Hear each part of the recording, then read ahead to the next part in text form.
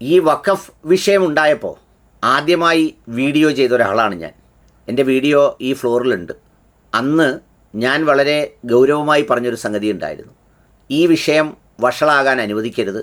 അത് കേരളത്തിൻ്റെ സോഷ്യൽ ഫാബ്രിക്കിൽ വലിയ പോറലുണ്ടാക്കും.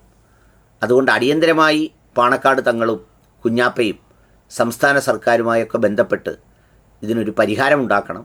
സർക്കാരുകൾ ബന്ധപ്പെട്ടാൽ പോലും ഒരു വശത്ത് മുസ്ലിം ഐഡൻറ്റിറ്റി ഉള്ളതുകൊണ്ട് അതിൽ ലീഗ് തന്നെ മുൻകൈ എടുക്കണം എന്ന നിലയിൽ ഞാൻ വർത്തമാനം പറഞ്ഞിരുന്നു. ഏതായാലും 2-3 ദിവസങ്ങൾക്ക് ശേഷമാണ് കുഞ്ഞാപ്പ അതിനെക്കുറിച്ച് സംസാരിക്കുകയും തങ്ങളെയും കൂട്ടി അവിടെ പോയി വളരെ കൃത്യമായി വരാപ്പുഴ അതിരൂപതയിൽ ചെന്ന് ബിഷപ്പിനെ കാണുകയൊക്കെ ചെയ്തത്. അന്നും കാസയ്ക്ക് വലിയ പെരുപ്പും പൊളപ്പുമൊക്കെ ആയിരുന്നു. ഏതായാലും ഇന്നെത്തി നിൽക്കുന്ന അവസ്ഥയെക്കുറിച്ച് PK കുഞ്ഞാലിക്കുട്ടി പറഞ്ഞത് അതുകൊണ്ട് തന്നെ പ്രസക്തമാണ്. ഒന്ന് കേൾക്കാം. അദ്ദേഹം ഒരുപാട് കാര്യങ്ങൾ പറഞ്ഞിട്ടുണ്ട്. ഒന്ന്, ഞങ്ങൾ സദാ പറഞ്ഞുകൊണ്ടിരുന്ന ഒരു കാര്യം അദ്ദേഹം ഇന്ന് പറഞ്ഞു. അപ്പൊ ഈ വഖഫ് ബില്ലും മുനമ്പം പ്രശ്നവും ഡയറക്റ്റ് ബന്ധമില്ലാന്നും വഖഫ് ബില്ല് പാസ്സാവുന്നതുകൊണ്ട് മുനമ്പം പ്രശ്നം തീരൂല എന്നുള്ളതും ഞങ്ങൾ നേരത്തെ പറഞ്ഞിട്ടുണ്ട്. ഇന്നിപ്പോൾ ബന്ധപ്പെട്ട മന്ത്രി തന്നെ വന്ന് അത് സമ്മതിച്ചു.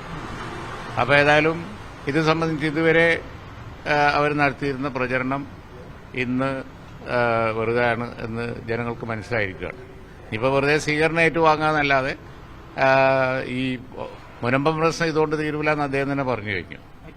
രണ്ടാമത്തെ കാര്യം അത് ഞങ്ങൾ ആദ്യം പറഞ്ഞാണ്. ഒരുതരം BJPയുടെ ആ സമയത്ത് അവർ സമ്മതിക്കാതെ പോയ കാര്യം ഇന്നിപ്പോൾ അവർക്ക് സമ്മതിക്കേണ്ടി വന്നു. മുനമ്പം പ്രശ്നം തീരണം എന്ന് ഉണ്ടെങ്കിൽ വളരെ സിമ്പിളാണ്.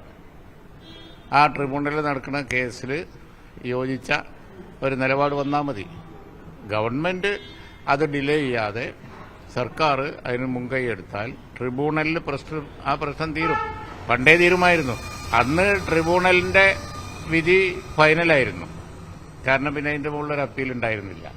ഇപ്പോ ഈ കേന്ദ്ര ഗവൺമെന്റ് വഖഫ് ബില്ലിലൂടെ അവർക്ക് സമ്മാനിച്ചത് ആർക്കെങ്കിലും വേണമെങ്കിൽ സുപ്രീം കോടതി വരെ പോവാം.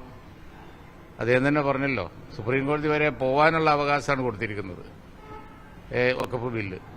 അല്ലാതെ മുനമ്പത്ത് ട്രിബ്യൂണലിൽ കേരള ഗവൺമെന്റ് വെച്ച് താമസിപ്പിക്കാതെ ഒരു സ്റ്റാൻഡ് എടുത്താൽ വാദി പ്രതി രണ്ടു കൂട്ടറും പറയും. ഇപ്പോൾ കോളേജല്ലേ ഒരു ഭാഗത്ത് രണ്ടു കൂട്ടറും പറയുന്നത് രമ്യതയിൽ തീരാൻ തയ്യാറാണെന്നാണ്. പിന്നെ ആരാ തീർക്കാത്തത്?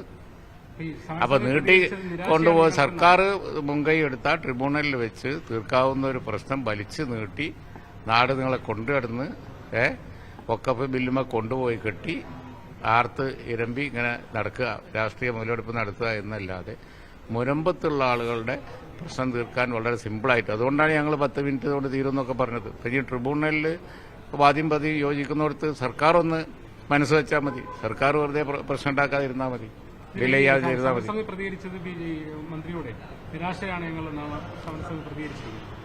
സ്വാഭാവികം, അവരെ പറ്റിക്കായിരുന്നില്ലേ?